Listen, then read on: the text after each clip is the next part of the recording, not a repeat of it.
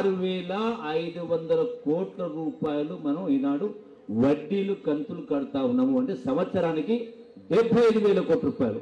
ఈ 18 మాసాల్లో సుమారుగా 1,20,000 కోట్ల రూపాయలు వడ్డీలు చెల్లించడం జరిగింది. ఇలా మరి ఆయన చెప్పిన బంగారానికి ఎంత అవుతుంది? మహా అంటే 4,000 కోట్ల రూపాయలు. అట్లనే 2,500 రూపాయలు పెన్షన్కి ఎంత అవుతుంది? మహా అంటే సంవత్సరానికి 10,000 కోట్లు కావచ్చు. అంటే ఈనాడు అంటే ఇంత అప్పులు ఉన్నా, ఇంత ఆర్థిక భారం ఉన్నా కూడా చెప్పినటువంటి 6 గ్యారెంటీలు అమలు చేస్తూ చెప్పినటువంటి సన్నబియ్యం కావచ్చు, ఇలా రైతాంగానికి వరి పండిస్తే క్వింటాల్కు 500 రూపాయల బోనస్ ఇచ్చే ఏర్పాటు చేయడం జరిగింది. 22,000 కోట్ల రూపాయల రుణమాఫీ చేయడం జరిగింది. 21,000 కోట్ల రూపాయలు ఇంద్రమల్లి కట్టించారు. అంటే ఇవన్నీ రకరకాలు జరుగుతాయి. మీరు కళ్ళారు చూస్తూ ఉన్నారు. ఆర్టీసీ బస్ అని, కరెంట్ అని, ఇవన్నీ జరుగుతూ ఉన్నాయి. అంటే మరి వాళ్ళు చెప్పేదాల్లో ఎంత నిజాయితీ ఉందో ఒకసారి అర్థం చేసుకోవాలి. రెండవది, ఇలా బనకదల గురించి మాట్లాడుతూ ఉన్నారు. ఇలా కాంగ్రెస్ సభ్యుల కింద గడిచిన 10 సంవత్సరాల నుంచి కేసీఆర్ తెలంగాణకు రావాల్సినటువంటి వాటాకు సంబంధించి అది గోదావరి జలాలైనా, కృష్ణా జలైనా, నదీ పరివాహక ప్రాంతానికి హక్కు ప్రకారం ఇవ్వాలి. కానీ అత్త సొమ్ము అల్లుడు దానం చేసినట్టుగా అడ్డగోలుగా సంతకాలు పెట్టేసి అప్పచెప్పిండు. ఆనాడు రాయలసీమకు పోయి ఆయన ఎవరు రోజా పెట్టినటువంటి చేపల పులుసుని రాయలసీమ రతనాలు చేస్తా గోదావరిని మీరు తీసుకుపోండి అని మాట్లాడాడు. మళ్ళా ఇవాళ అదే కేసీఆర్ కానీ బీఆర్ఎస్ కానీ బనకచర్ల పాపం ఇలా మన మీద నెట్టే ప్రయత్నం చేస్తారు. అంటే వాస్తవానికి చెప్పేదానికి పొంతలు లేనటువంటి పరిస్థితి ఉంది. కాబట్టి ఇవన్నీ కూడా అర్థం చేసుకోవడం చేయాలి. సమయం ఎక్కువ లేదు కాబట్టి నా విజ్ఞప్తి ఒకటి, ఈ దేశానికి కానీ రాష్ట్రానికి కానీ కాంగ్రెస్ పార్టీ శ్రీరామ రక్ష. ఆనాడు దేశానికి స్వాతంత్రం తెచ్చిన మన తెలంగాణ రాష్ట్రం ఇచ్చిందంటే ఇది కేసీఆర్ ఘనత కాదు, సోనియా గాంధీ గారి యొక్క పెద్ద మనసు. ఎందుకంటే ఆనాడు ఇలా బీజేపీ వాళ్ళు చిలుక పలుకులు పలుకుతా ఉన్నారు, గొప్ప గొప్ప మాటలు మాట్లాడతారు. 20 ఏళ్ల కింద ఆనాడు తెలంగాణ ఉద్యమం జరుగుతూ ఉంటే దేశంలో 3 కొత్త రాష్ట్రాలు ఇచ్చి ఆనాడు చంద్రబాబు నాయుడు వద్దంటే తెలంగాణ రాష్ట్రం ఇవ్వలే. కానీ సోనియా గాంధీ గారు తెలంగాణ బిడ్డల ప్రాణత్యాగాలను చూసి చలించి ఆ కన్న బిడ్డల తల్లుల కడుపు కోత ఎట్లుంటుందో కన్న తల్లిగా పెద్దమని చేసుకుని తెలంగాణ రాష్ట్రం ఇస్తే ఆంధ్రాలో తెలంగాణకు కాంగ్రెస్ పార్టీ పతనమని తెలిసి కూడా, తెలంగాణ నష్టం తెలిసి కూడా 60 సంవత్సరాల కల 4 కోట్ల ప్రజల ఆకాంక్ష తెలంగాణ రాష్ట్రం ఇవ్వాలని పెద్ద మనసుతో ఇచ్చింది.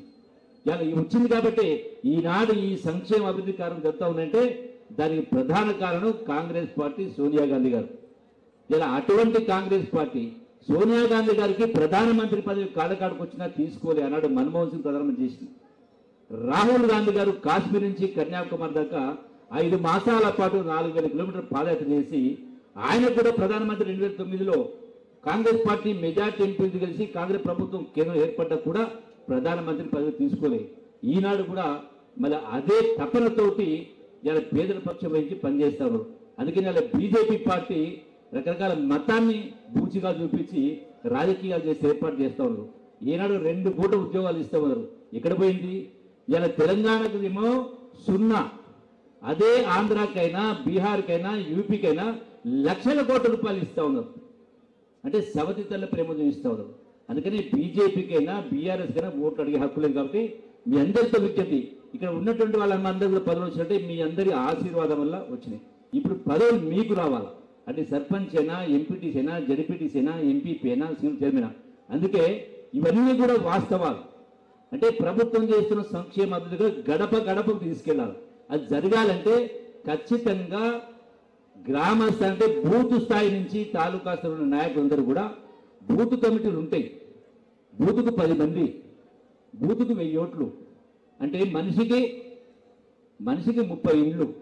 మీ తాత ముత్తాతలు ఆస్తులు పంచిందో లేదు కానీ ఇలా కాంగ్రెస్ పడిన బూత్ కమిటీ 100 అంటే 33 అంటే ప్రతి కార్యకర్త బూత్ కార్యకర్త ఇవన్నీ కూడా ఇంటింటికి చేరవేయాలా. మీ పనులు పని చేసుకోవాల్సిన అవసరం లేదు. వ్యవసాయం చేసినప్పుడు వ్యవసాయం చేయండి, వ్యాపారం కాబట్టి, కానీ 1 గంట, పొద్దున 1 గంట, సాయంకాలం 1 గంట ఇవన్నీ వాస్తవాలను ఇంటికాడ 1 గంట సేపు కూర్చొని ఇవన్నీ కూడా వాళ్ళ మెదడుకి ఎక్కినట్టు చేస్తేనే ఆ ఫలితం వస్తుంది. కాబట్టి మీరందరూ కూడా మరి ఎందుకంటే ఒకవైపున ముఖ్యమంత్రి రేవంత్ రెడ్డి గారు, ఇంకోవైపున ప్రభుత్వం ఉన్నా కూడా రేపు స్థానిక సంస్థల ఎన్నికల్లో మళ్ళీ ఇంకో పార్టీ వాళ్ళకి అవకాశం వస్తే మళ్ళీ రకరకాల ఇబ్బందులు వస్తాయి. కాబట్టి మీరందరూ కూడా తపనతోటి పనిచేయాలని చెప్పని మీ అందరికీ మరొకసారి సవిగా చేస్తూ మీ కష్ట సుఖాల్లో పాలు పంచుకుంటాము.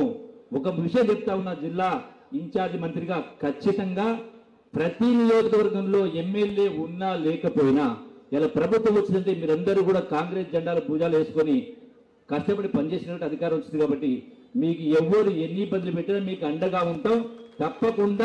తప్పకుండా సింహభాగం ప్రతి దానిలో కూడా సింహభాగం మీ ద్వారానే చేరేటువంటి కార్యక్రమం చేస్తామని చెప్పని